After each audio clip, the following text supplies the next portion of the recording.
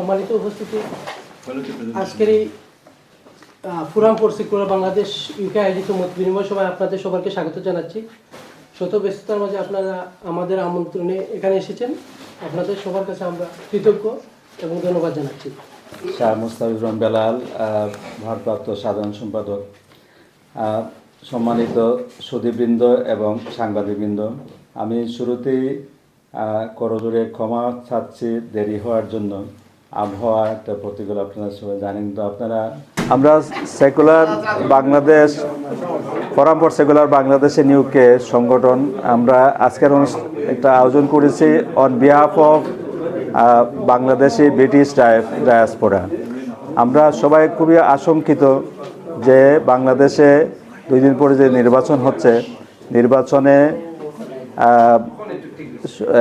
নির্বাচনের দিনে এবং নির্বাচন পরবর্তী ফল ঘোষণার পরেই একটা সহিংসতা হওয়ার একটা সম্ভাবনা আছে। আমরা রিস্ক অ্যাসেসমেন্ট বলছে যে এখানে একটা সহিংসতা হবে।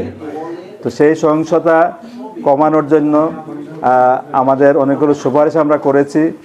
সরকারকে আমরা বলেছি, সরকারের হচ্ছে প্রধান দায়িত্ব যারা এটা করবে এবং তাদেরকে ইমিডিয়েটলি এই ইয়েগুলো করতে হবে, মানুষের প্রোটেকশনের জন্য করার আহ্বান জানাচ্ছি। আপনাদের সাংবাদিকদের আসছিলেন, সাংবাদিকের মাধ্যমে করছি। আমরা সরাসরি প্রস্তাবগুলো সরকারের কাছে দিয়েছি।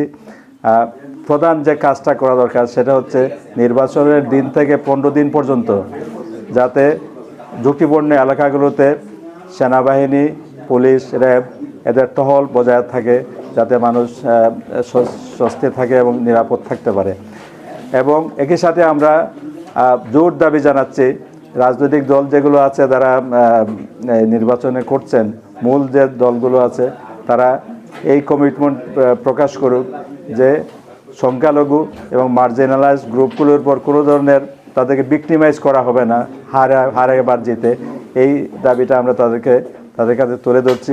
এবং আমরা আমাদের আরেকটা দাবি হচ্ছে, আমরা ব্রিটিশ ডায়াসপোরা হিসাবে আমাদের যে ব্রিটিশ যে গভর্নমেন্ট আছে, গভর্নমেন্টকে আমরা আমরাই যোগাযোগ করছি, অন্যরা সবাইকে আমরা আহ্বান জানাচ্ছি, আপনাদের এমপি, মন্ত্রী এদের কাছে আপনার সরাসরি যোগাযোগ করুন, তাদেরকে অ্যাওয়ার করুন যে বাংলাদেশে এই ধরনের একটা মেসাকার গণহত্যার ঘটনা ঘটতে পারে, সেটা প্রিভেন্ট করার জন্য বাংলাদেশ সরকারের উপর যেন তারা চাপ প্রয়োগ করেন।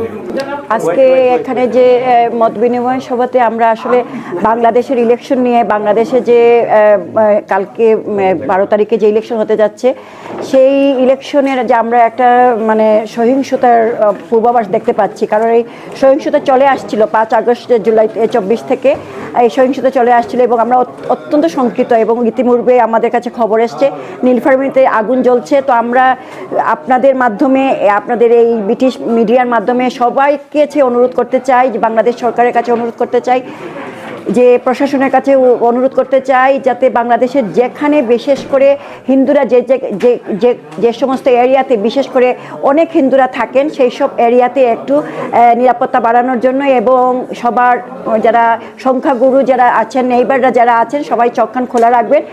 আমাদের মা বোনদের নিরাপত্তে রাখা বা নিরাপত্তা দেওয়ার দায়িত্ব আপনার আমার সকলেই সজাগ থাকুন, সচেতন থাকুন এবং বাংলাদেশের আইন শৃঙ্খলা বাহিনীর কাছে আমার বিনীত অনুরোধ, বাংলাদেশের সংখ্যালঘুদের নিরাপত্তার দায়িত্ব আপনাদের। ধন্যবাদ।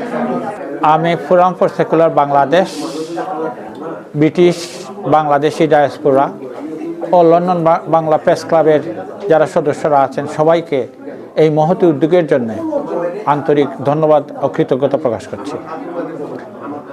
এই যে অসাম্প্রদায়িক চেতনাকে জাগ্রত করার জন্য আজকের যে উদ্যোগ, এই উদ্যোগটা ঐতিহাসিক উদ্যোগ এবং এই উদ্যোগটা যাতে কন্টিনিউ করে, এটার জন্য আমি সবার কাছে বিনীত অনুরোধ আহ্বান জানাবো এবং এর মাধ্যমেই আমাদের অসাম্প্রদায়িক চেতনা বিস্তারিত হবে।